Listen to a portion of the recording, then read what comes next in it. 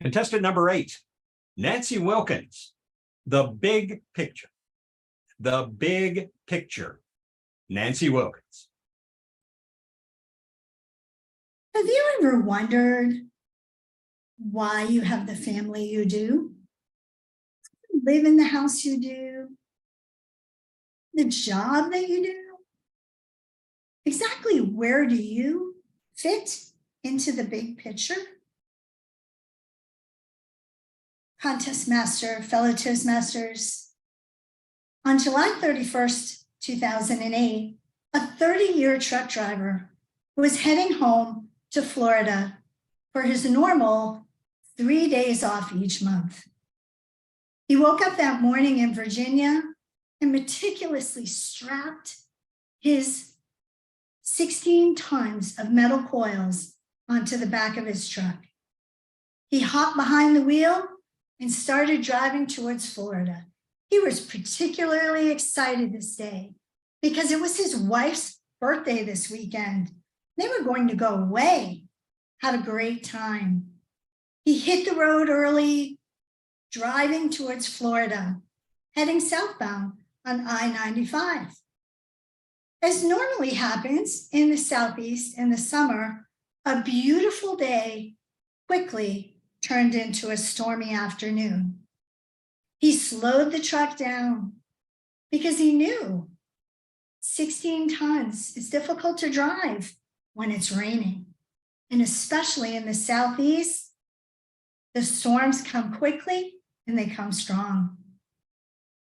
He was driving south in Georgia, heading towards Florida, when out of the corner of his eye, he saw a car approaching in the left lane at a high rate of speed. He was concerned. The weather was treacherous and this car was coming fast.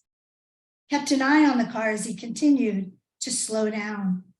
As the car went by him, he noticed that as it appeared 50 feet in front of him, it started spinning uncontrollably across the road. He immediately stepped on the brake harder and faster with all his might. He pulled on the steering wheel so hard it melted in his hands. The car continued to spin in front of him until it went off the road to the right-hand side. Phew, he thought, I missed it. But within seconds, the car hit the guardrail, spun around, came back up on the road, perpendicular to the truck, and stopped directly in front of him. The truck driver was panicked. He's trying to bring the truck to a stop. And he's looking at the car as he's approaching, faster and faster. He's approaching. And then he locked eyes with the woman in the front passenger seat. 16 tons of metal hit that car.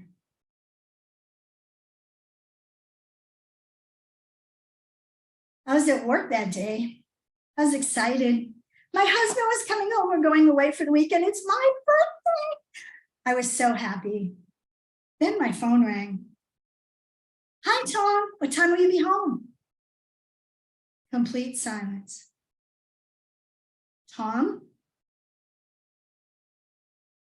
Oh, no. Oh, no. You've been in a bad accident? She's going to make it? We were crushed. As it turned out, she didn't make it. I drove to Georgia to pick him up, hopped in the car with me. The ride back to Florida was very quiet. Why did this have to happen? Why did it have to happen to him? Why did it happen to have to happen to her? Why did it have to happen at all? We were heartbroken. I could hear the sadness in his voice every time he talked about it. When we arrived back in Florida, he had to repeat the story over and over again to his boss, to his trucking company, to the insurance adjusters, over and over again. And no matter how many times he repeated it, It didn't sit right with him. It didn't sit right with me. I started doing research. I was curious about this family who was impacted this day. I found out that they were a military family.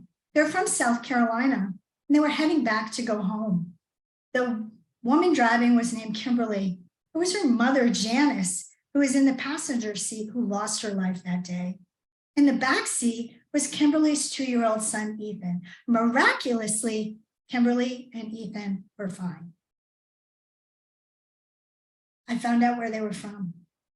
Kept checking, looking for an obituary, looking for something to give me background on these people. Days went by, weeks went by, nothing was showing at all. And then 4 weeks after the accident, we had our answer. The headline of the local paper shared it with us. Local soldier lives because his mother-in-law died. The story went on to tell us that because Janice lost her life that day, Christopher had to come back from Afghanistan for her services. While he was back here, the truck that he normally drove in Afghanistan hit a roadside bomb. Everybody in the truck perished.